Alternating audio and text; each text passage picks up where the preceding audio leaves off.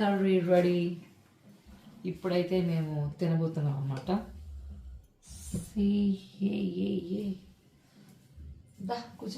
Actually ఇప్పుడు ఆ మలై కర్రీలోకి తినేదానికి ఏమీ లేకుంటే పాపం రాయేష్ని ఇప్పుడు పంపిస్తున్నా నేను. ఏం తెస్తావు చెప్పు.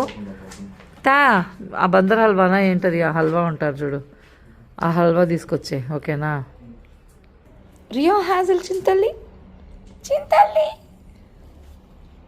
క్యారెట్ తింటున్నా. తిందాం. రెడీ అయ్యాడు. గోయింగ్. ఏమైంది అసలు చెప్పైతే మరి.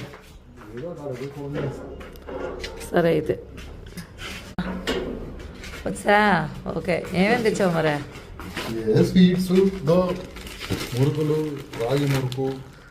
రాగి మురుకు తెచ్చా.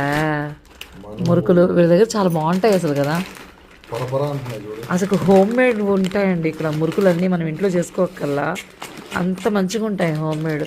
ఏమంత కొంచెం తెచ్చావా. అదే ఏంటదే బందర్ హల్వా. అది 1/2 kg అంతే ఉంది. ఏందో స్వీట్ల మీద క్రేవింగ్.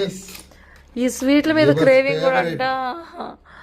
నీకు క్వశ్చన్ తెలుసా, స్వీట్స్ మీద ఎక్కువ క్రేవింగ్. అసలు నాకు ఇంతకుముందు స్వీట్స్ అంటే ఇష్టం ఉండేది కాదు కదా రైషు. స్వీట్స్ మీద ఎక్కువ క్రేవింగ్ ఉంటే కూడా అంట హార్మోనల్ ఇంబ్యాలెన్స్ అంట. మొన్న ఒక వీడియోలో చూసాను నేను.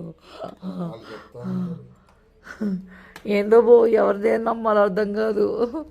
చెప్పే కాడికి జెన్యున్గా చెప్పచ్చు కదా, హ్యాపీగా జెన్యున్ వీడియోస్ చేయొచ్చు కదా. ఇలాంటి పిచ్చి వీడియోలు చేస్తారు. సరేలే, కరెక్టో కాదు తెలియదండి నాకు కూడా. మీరు ఎవరైనా తెలిసిన వాళ్ళు ఉంటే నిజంగానే స్వీట్స్ మీద అస్సలకి ఇష్టం లేకుండా మళ్ళీ సడన్గా ఇష్టం వచ్చినప్పుడు నిజంగానే హార్మోనల్ ఇంబ్యాలెన్స్ వస్తుందా, అలా నిజంగానే ఉంటుందా? నాకైతే ఇప్పటివరకు నేను అలా ఏమీ నోటీస్ చేయలేదు.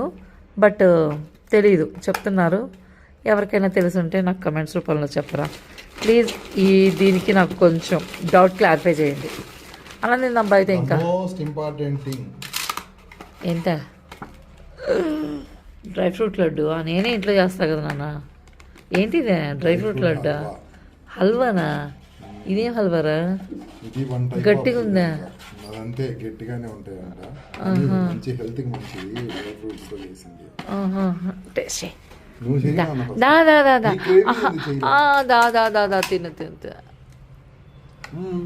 తిను లేదు.